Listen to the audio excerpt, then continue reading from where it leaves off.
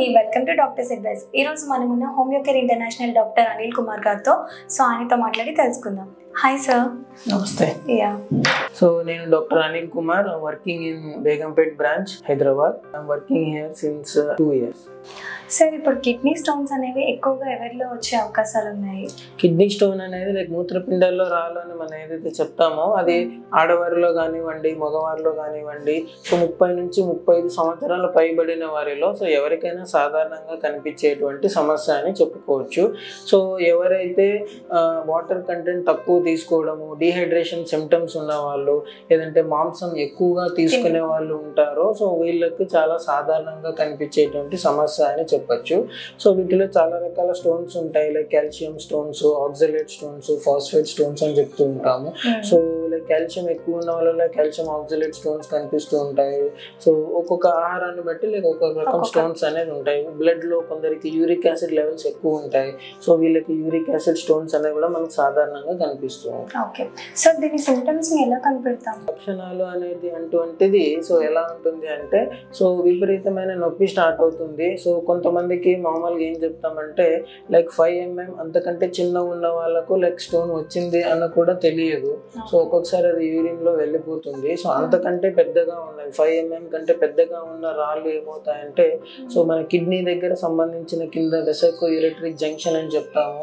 So అక్కడ అడ్డుపడము, so దీనివల్ల విపరీతమైన నొప్పి రావడము, సో రైట్ లాయిన్ రీజన్ అని చెప్తాము.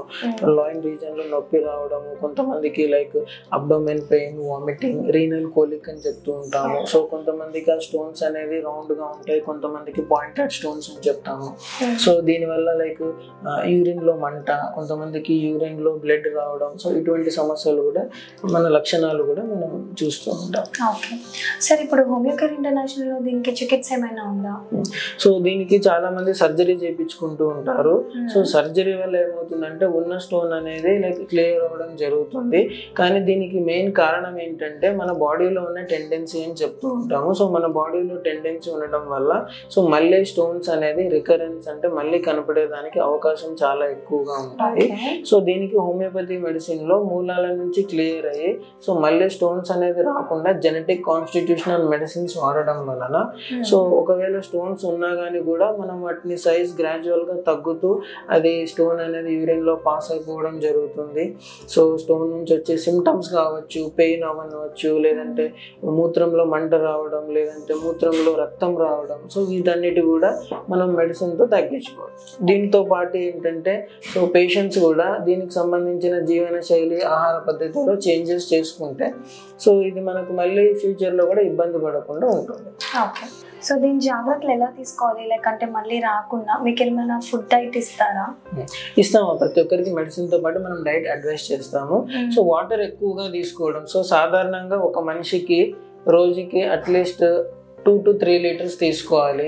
సో ఇటువంటి స్టోన్స్ అనేది సాధారణంగా మనకు కనిపించే సీజన్ అని చెప్తాము. సో వేసవి కాలంలో, ఎండాకాలంలో మనకు సాధారణంగా కనిపిస్తూ ఉంటాయి. సో నార్మల్ సీజన్ కి మనం కంపేర్ చేస్తే సో ఎండాకాలంలో అట్లీస్ట్ 1 లీటర్ అన్న ఎక్కువగా తీసుకోవడం, సో లిక్విడ్ డైట్ ఎక్కువగా తీసుకోవడం, కోకోనట్ వాటర్ అవ్వచ్చు, లేకపోతే ఏదైనా ఫ్రూట్ జ్యూసెస్ అవ్వచ్చు. సో ఇటువంటి ఫైబర్ ఇంటేక్ ఎక్కువగా ఉండేది. నాన్ వెజ్ ఇంటేక్ కూడా చాలా వరకు తగ్గించడం. సో ఈ కాల్షియం ఐటమ్స్ అని చెప్తాం, paneer, pizzas and burger, so ఇటువంటివి కూడా చాలా వరకు తగ్గించుకోవడం వల్ల కూడా fibre and vegetables and fruits ఎక్కువగా తీసుకోవడం వల్ల సో వీటిని మనం రాకుండా కూడా మనం అవాయిడ్ చేసుకునే దానికి పాసిబిలిటీ ఉంటుంది అని చెప్తాను. Okay sir, thank you sir, చాలా మంచి ఇన్ఫర్మేషన్ ఇచ్చారు. Thank you. We'll be covering all topics which commonly affect patients on a day-to-day basis. For more this type of doctor advices or opinion or any other things, దయచేసి doctors advice channel like చేయండి, comment చేయండి, share చేయండి. Subscribe to this channel, Doctor's Advice. 10 మందికి ఉపయోగపడేలాగా చూడండి. Thank you so much.